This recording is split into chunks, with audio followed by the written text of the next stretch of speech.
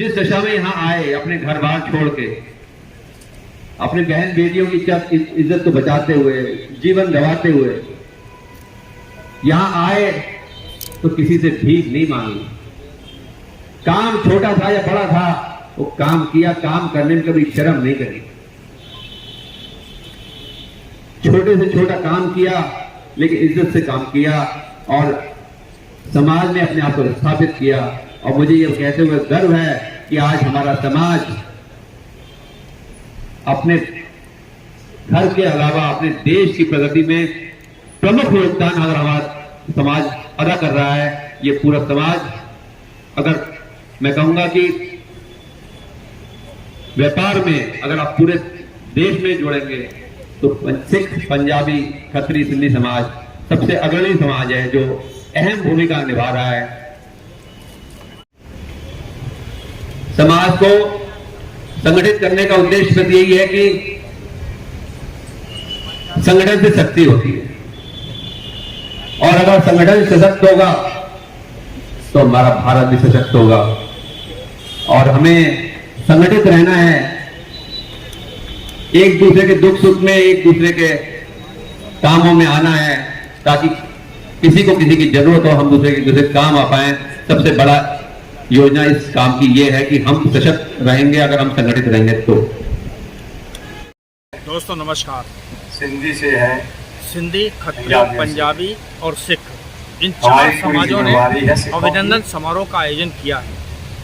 इस समारोह में भारतीय जनता पार्टी के कई विधायक और एमएलसी मौजूद रहे हैं। हरी सिंह ढिल्लो मौजूद रहे, देश के लिए महाराज सिंह मौजूद रहे, समाज के लिए नवाबगंज के विधायक डॉक्टर एमपी आर्या, मीरगंज के विधायक डॉक्टर डीसी वर्मा, विधायक चैनपुर से विधायक राघवेंद्र शर्मा, शहर विधायक और मंत्री डॉक्टर अरुण सक्सेना खास तौर से मौजूद रहे।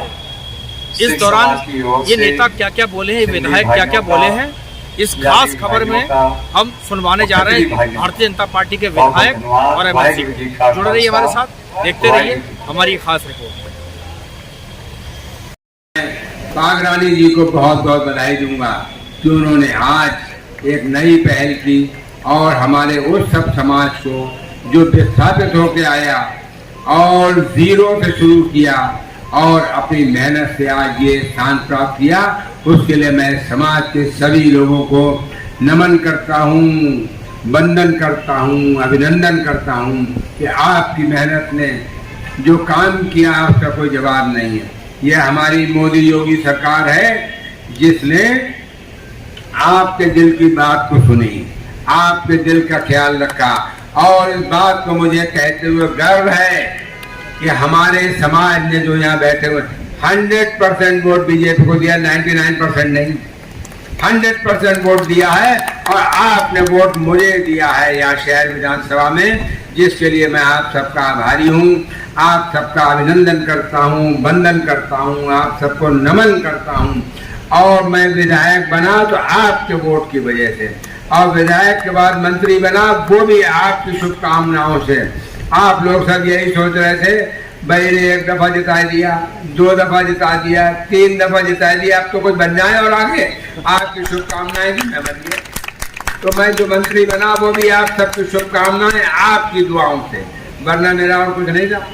तो मैं कहूँगा आप सबका मैं विशेष आभारी हूँ, और डॉक्टर पागरानी जी का और उनके पूरे परिवार का बहुत आभारी हूँ। खुशलोक अस्पताल और उससे जुड़े सभी केमिस्ट और सभी जुड़े भाइयों का बहुत आभार व्यक्त करता हूँ कि बहुत अच्छा कार्यक्रम आपने आयोजित किया, बहुत अच्छा कार्यक्रम आयोजित किया। मैं इसलिए आपको बधाई देता हूँ।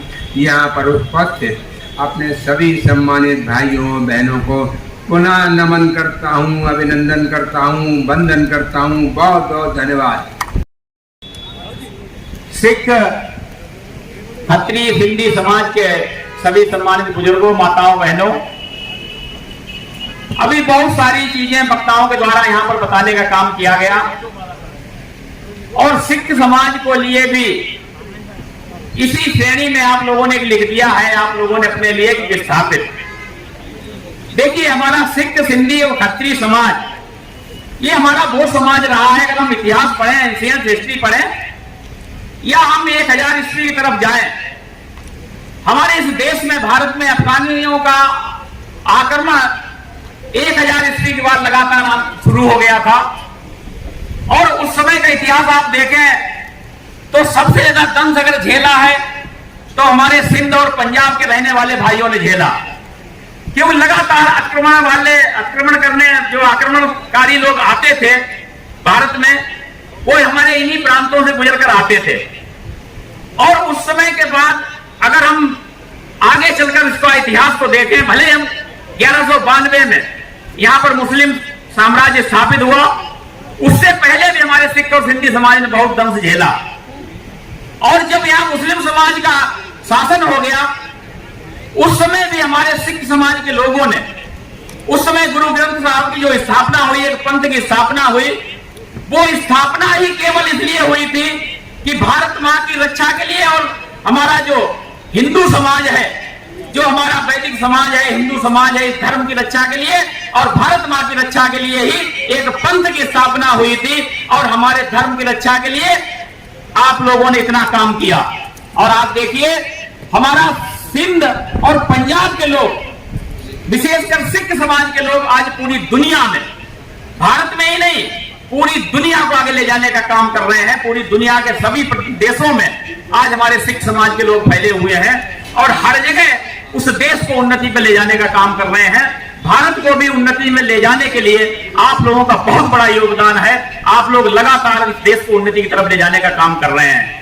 भाइयों, ये निश्चित तौर पर चूंकि राजनीतिक मंच नहीं है, लेकिन फिर भी हमें ये कहने में कोई गुरेज नहीं है कि जो पहली बार हमारी कांग्रेस की सरकार 1947 में बनी, ये हमारे देश का दुर्भाग्य था। उस समय पंडित जवाहरलाल नेहरू की जो गलत आर्थिक नीतियां थी, उनके कारण हमारे देश को और ज्यादा झेलना पड़ा। और बंटवारे के समय जो लगभग 22 लाख लोगों का मार्शल्ला के समय जो हत्या हुई है, ये दुनिया का दूसरा बड़ा नरसंहार था। जो हमारा दूसरा विश्व युद्ध हुआ, उसमें यहूदियों को लगभग 65 लाख यहूदी मारे गए थे, वो दुनिया का सबसे बड़ा नरसंहार था। हम लोगों ने वो दंश झेला है, आप लोगों ने वो दंश झेला है। भाइयों, वो स्थिति दोबारा पैदा ना हो। और उस समय जिस जम्मू कश्मीर को विलय की बात राजा हरि सिंह ने की थी, और उस विलय को इन कांग्रेसियों ने और पंडित जवाहरलाल नेहरू की गलत नीतियों के कारण आज केवल 38% हिस्सा हम लोगों के पास है। 44% हिस्सा चीन के पास अक्साई चीन के नाम से है और 18% आज पीओके के नाम से पाकिस्तान के पास है। ये सब गलत नीतियां केवल कांग्रेसियों की थी। जैसलमेर और खुलना जैसी सीट जो डिस्ट्रिक्ट थे, जो बंगाल से कलकत्ता से लगे हुए जिले थे, जिनकी आबादी मात्र 28% वहां मुस्लिम थे, और ऐसे जिलों को भी बांग्लादेश में, पाकिस्तान में देने का काम इन कांग्रेसियों ने किया था। आज हम सौभाग्यशाली हैं कि हमें नरेंद्र मोदी जैसा प्रधानमंत्री मिला है और योगी जैसा मुख्यमंत्री मिला है। निश्चित तौर पर ये भारत अखंड रहेगा, अब इसमें कोई बदलाव होने वाला नहीं है। आप सब लोग लंबे समय से यहाँ पर बैठे हैं, आप सबको धन्यवाद देते हुए, मंचासीन नेताओं को सबका आभार व्यक्त करते हुए मैं अपनी बात समाप्त करता हूँ। जय हिंद, जय भारत। सिंधी और खत्री समाज द्वारा आयोजित इस कार्यक्रम में आदरणीय मंच और मंच के सामने उपस्थित इस समाज के सभी बंधुओं, सम्मान तो वास्तव में आप सब लोगों का होना चाहिए, सम्मान तो आप सभी बंधुओं का होना चाहिए। मैं धन्यवाद करना चाहता हूं, आपका आभार व्यक्त करना चाहता हूं, खासतौर से इसलिए कि 2014 में केंद्र में आपने एक ऐसी सरकार बनाई और इसके बाद में 2017 में जो वास्तव में इस देश की चिंता करती है, समाज की चिंता करती है। मैं आपको खासतौर से इसलिए कह रहा हूं, ये वो समाज है जिसने 1947 में विभाजन का दंश सबसे ज्यादा झेला और अपना सब कुछ छोड़ करके, सब लुटा करके यहां आए, और इसके बाद भी इस देश को के उत्थान में, उन्नति में, इसके को स्थापित करने में आपका बहुत बड़ा योगदान रहा। यहां पर आपने इस बार इस तरह की सरकार बनाई जो देश की चिंता करती है, लोगों की चिंता करती है और ईमानदारी के साथ में करती है। पहले जैसी सरकारें नहीं जो केवल दिखावे के लिए, कुर्सी के लिए काम करती थी।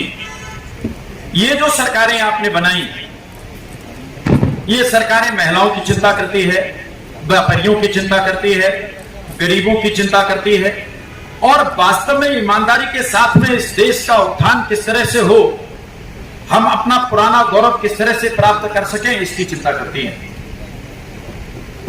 ये सरकार, आप अंदाजा लगाइए इस बात से, ईमानदारी के साथ में जब लोगों को परेशानी थी तो कोरोना की वैक्सीन फ्री देती है।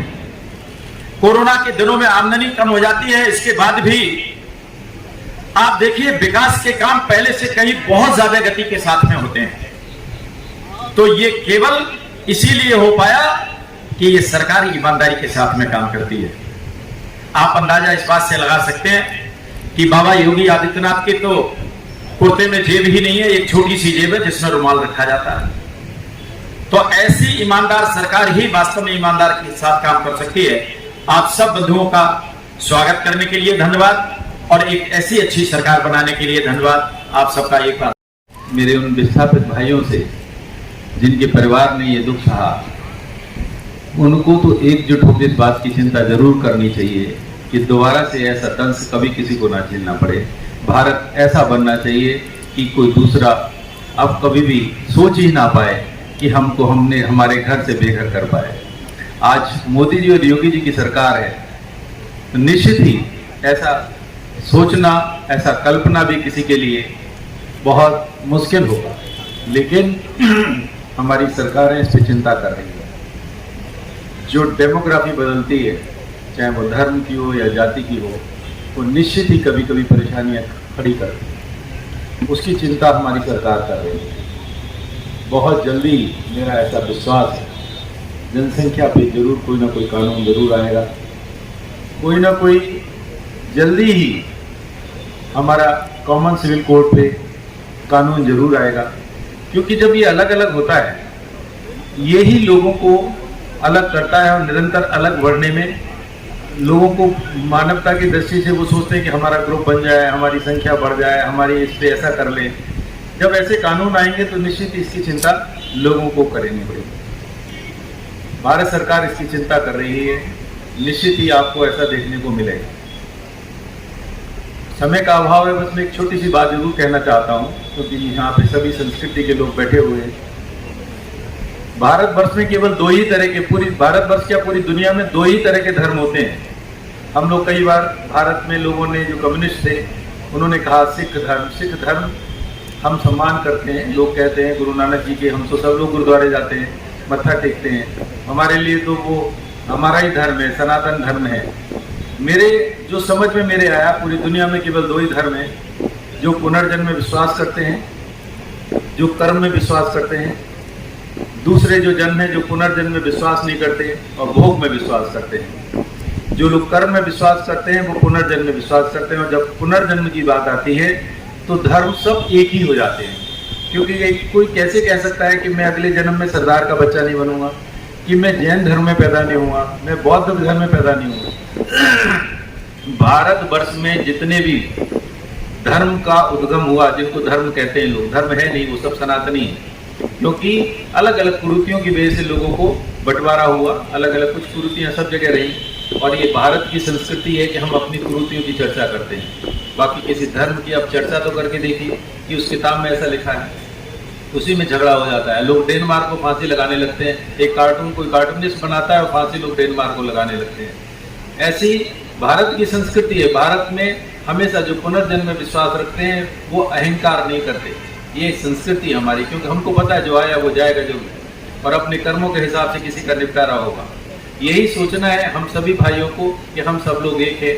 भारतवर्ष में जितने भी धर्म पैदा हुए वो सब कर्म वाले हैं, त्याग करने वाले हैं, छोड़ने की बात करते हैं। हम ईश्वर से प्रार्थना भी करते हैं तो हमेशा कहते हैं कि हमको काम, लोभ, मद सबसे हमको छोड़ दीजिए। ये भारत में जितने भी उद्गम हुए हैं, जितने भी धर्म हमारे धर्म को ले जाने वाले थे, सबने ये कहा है, किसी ने पाने की बात नहीं की। बाकी के लोग पाने की बात करते हैं। यही मैं कह रहा हूँ, हम सब लोगों को इकट्ठा रहना है। कभी ऐसा समाज पैदा ही ना हो जो विघटन की बात करे। और भारत में जो भारतवंशी हैं उनमें तो विघटन के बारे में कोई सोचे भी नहीं।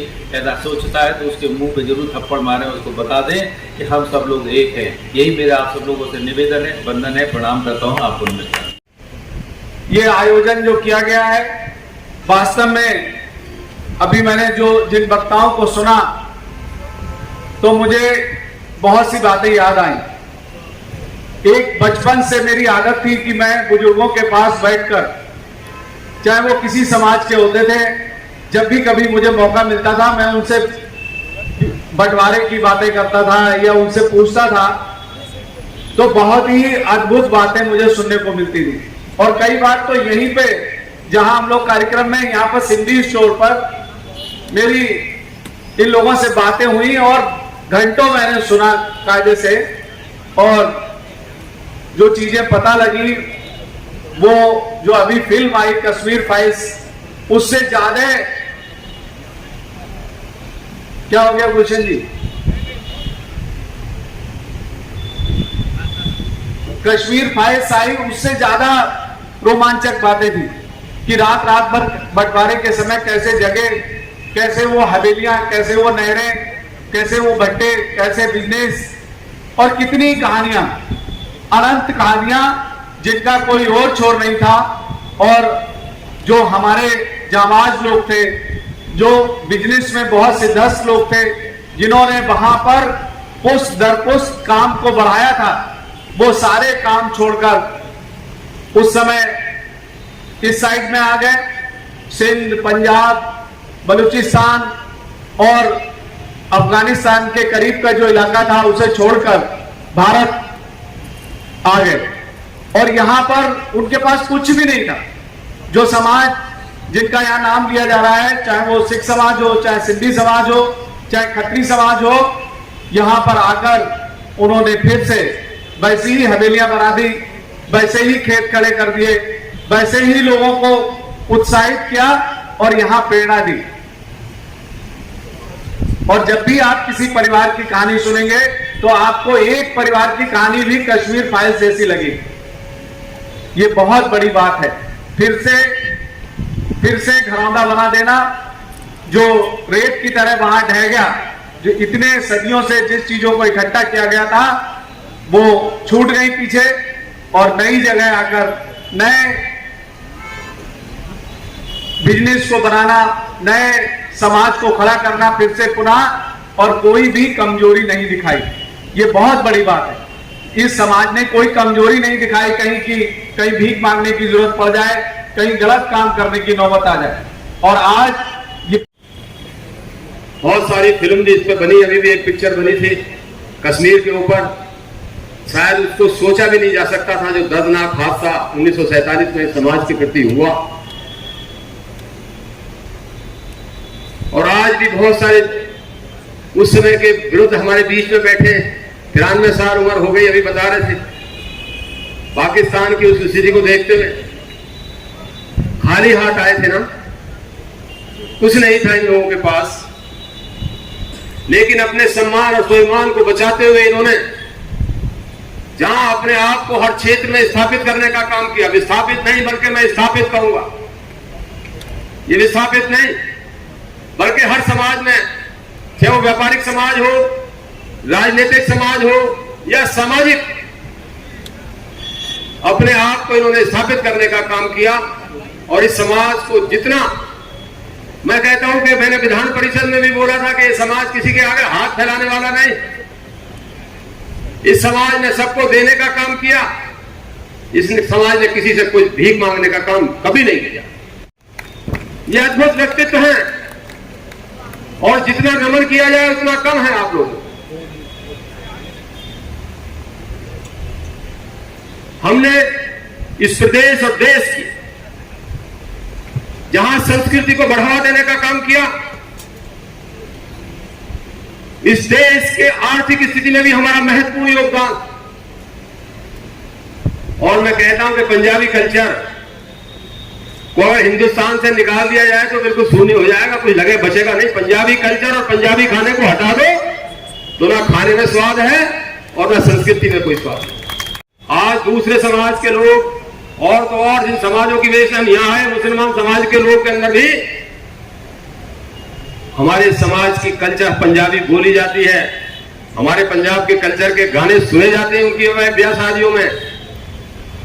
तो ये हमारे समाज का संस्कृति सुदृढ़ता की बात है। मैं 2004 से 2010 तक उत्तर प्रदेश की विधान परिषद में पहले भी रहा हूं और गर्व से कह सकता हूं इस बात के लिए, इस मंच से। मेरे साथ मोहनलाल खट्टर जी इस बरेली के निवासी थे जो सदस्य विधान परिषद रहे,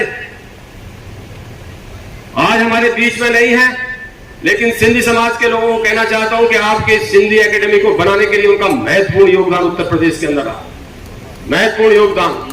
मैंने देखा उनको सदन के अंदर, जब मैं पंजाबी समाज की बात उठाया करता था, पंजाबी एकेडमी की बात उठाया करता था, तो मोहनलाल खट्टर जी सिंधी समाज की आवाज उठाया करते थे और सिंधी एकेडमी को बनाने का काम उन लोगों ने किया। आज अगर सिंधी एकेडमी उत्तर प्रदेश में है तो है मोहनलाल खट्टर जी। हमारे बीच में जिला पंचायत अध्यक्ष महोदय ने, उनका भी जोरदार तालियों से स्वागत करिए। इन परिस्थितियों में निकल के यहां पहुंचे, कैसे हमारे बुजुर्गों ने संघर्ष किया, और धन्यवाद देना चाहता हूं इस देश की मोदी जी की सरकार को कि उन्होंने एक अधिनियम लाए, नागरिक संशोधन अधिनियम, जिसके अंदर पाकिस्तान से आए तमाम विस्थापितों को हिंदुस्तान की नागरिकता मिलने का काम किया। इसके लिए जोरदार तालियां बनाइए मोदी जी की सरकार को। उस अधिनियम के तहत हम सबको नागरिकता मिली। पुनः आप सब लोगों का यहां आए आपका धन्यवाद और आभार व्यक्त करता हूं। और तो ये 1947 में हुआ और बहुत ही दर्दनाक हुआ। इस देश को जिन लोगों ने जोड़ा था, राम कृष्ण और जैसे हमारे पूर्वजों ने इस देश को जिन्होंने बनाया था, और उसके बाद जिन लोगों ने 1947 में विभाजन स्वीकार करके और लोगों को इधर से उधर पलायन के लिए मजबूर किया, वो सारी चीजें यहाँ पर कही गई, मैं उनको दोहराना नहीं चाहता। साथियों, अभी गुलशन जी ने एक बात कही, मैं भारतीय जनता पार्टी का साधारण कार्यकर्ता हूं और पार्टी की वजह से यहां आज विधान परिषद सदस्य के तौर पर यहां खड़ा। और हम भारतीय जनता पार्टी के लोग 2014 से जब से ये सरकार आई है, तब से हमने किसी को टोपी पहनाने का काम छोड़ दिया। हम किसी को, भारतीय जनता पार्टी के लोग टोपी नहीं पहनाते, हम पगड़ी पहनाने का काम हमने शुरू कर दिया। और पगड़ी की इज्जत करना भी हम लोग जानते हैं और लगातार इज्जत कर रहे हैं। और आप निश्चित रहिए कि इस इज्जत की, इस पगड़ी की इज्जत करेंगे। साथियों, देश की आजादी के समय चंद्रशेखर आजाद और सरदार भगत सिंह जैसे लोग उस समय एक गीत गाया करते थे कि पगड़ी समाज जनता। तो हमें याद है वो गाना, हम भूले नहीं है उस गाने को। और इस पगड़ी को संभालने का काम, साथियों, अगर हम गौर से देखें तो हमारे प्रधानमंत्री और मैं जिस प्रदेश का निवासी हूं, उस प्रदेश के मुख्यमंत्री बखूबी करने का काम कर रहे हैं। दिल्ली में बिना किसी तामझाम के आदरणीय नरेंद्र मोदी जी किसी उत्सव पे, किसी पर्व पर, बिना किसी तामझाम के जब किसी गुरुद्वारे में मत्था टेकने जाते हैं, तो आप बताइए किस भारतीय का जो है सीना गर्व से चौड़ा नहीं हो जाता। साथियों, और जिस दिन अभी हम लोगों ने पिछले वर्ष जब ये काशीनाथ कॉरिडोर के जब जो है लोकार्पण का था, और जी तब आप देखिए, तब जिस तरह से मोदी जी जब उसमें से गंगा स्नान करके और हाथ में एक कलश लिए हुए जब निकलते हैं, और जिस तरह से पैदल चलते हुए और काशी विश्वनाथ जी पे वो जल चढ़ाने का काम करते हैं, ये अपने आप में एक संदेश है पूरे हिंदुस्तान के लिए। हम लोगों को उस संदेश को समझना चाहिए। मैं फिर वो बात कहता हूं, गुलशन जी ने कुछ सवाल खड़े किए हैं, उन सवालों की तरफ हमें ध्यान देना चाहिए, लेकिन मामला इतना निराशाजनक भी नहीं।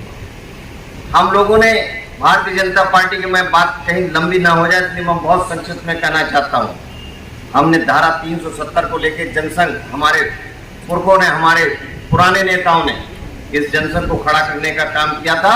और उन्होंने दो ही बातें उस समय कही थी कि हम धारा 370 को हटाने का काम करेंगे और सम्मान सबका, लेकिन तुष्टीकरण हम किसी का नहीं करेंगे। इस बात को लेके चले हैं और जिस बात को लेकर चले आज तक उस बात को निभाने का काम कर रहे हैं। और राम मंदिर की बात आई थी, दोनों बातें उन्होंने पूरी करके दिखाई हैं। तो तीसरी बात राम मंदिर की भी पूरी की है, धारा 370 हटाई और किसी का तुष्टीकरण आजकल नहीं हो रहा है। अगर हो रहा है तो वो भी अब दूर कर दिया जाएगा। आप निश्चित जानिए, दोबारा आपने उन्हें जिता के भेजा।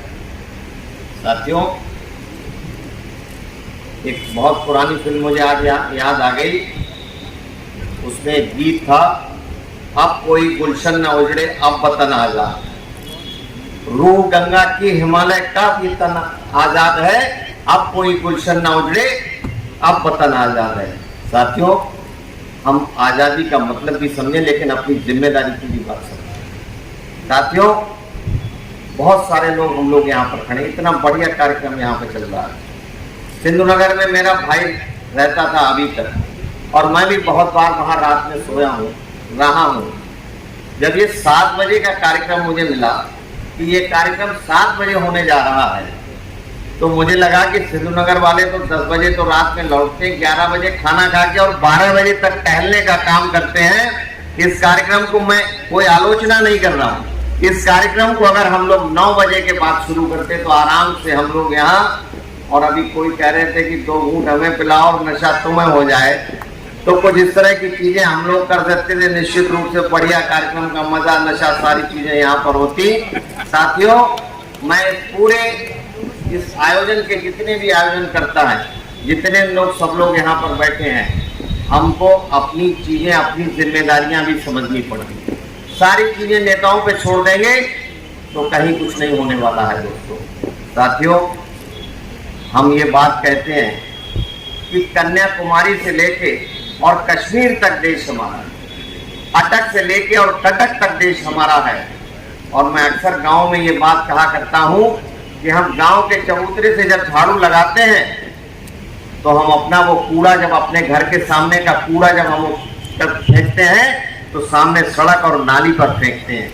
कश्मीर से लेके कन्याकुमारी तक देश हमारा है, और सामने की सड़क अगर हम अपनी समझ नहीं पाए, सामने की घर के सामने की नाली अगर अपनी नहीं समझ पाए, तो कैसे कश्मीर से कन्याकुमारी तक देश हमारा होने वाला है।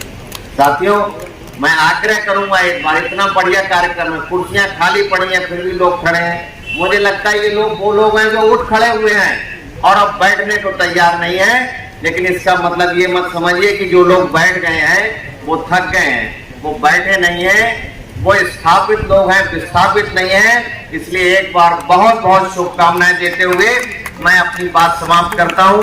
बहुत बहुत आभार दिल से। वंदे मातरम, जय श्री राम, बोले सो निहाल, बोले सो निहाल। कि हम सब एक हैं, और उससे बड़ी बात है हम सब हिंदू हैं, और उससे बड़ी बात हम सब हिंदुस्तानी हैं। बस हमें यही चीज याद रखनी है और यही चीज लेकर चलनी है। मैं जिला पंचायत अध्यक्ष हमेशा आपके साथ खड़ी हूँ, कभी भी कहीं भी कोई आवश्यकता हो, मेरा परिवार और मैं हमेशा आपके साथ में खड़ी हूँ। फिर से पुनः पागवानी जी का, डॉक्टर पागवानी जी का बहुत बहुत धन्यवाद करती हूँ। उन्होंने इतना अच्छा कार्यक्रम रखा और पागवानी जी हमेशा समाज सेवा में लगे रहते हैं, इसका बेनिफिट उन्हें जरूर मिलेगा। इसी के साथ मैं सभी का पुनः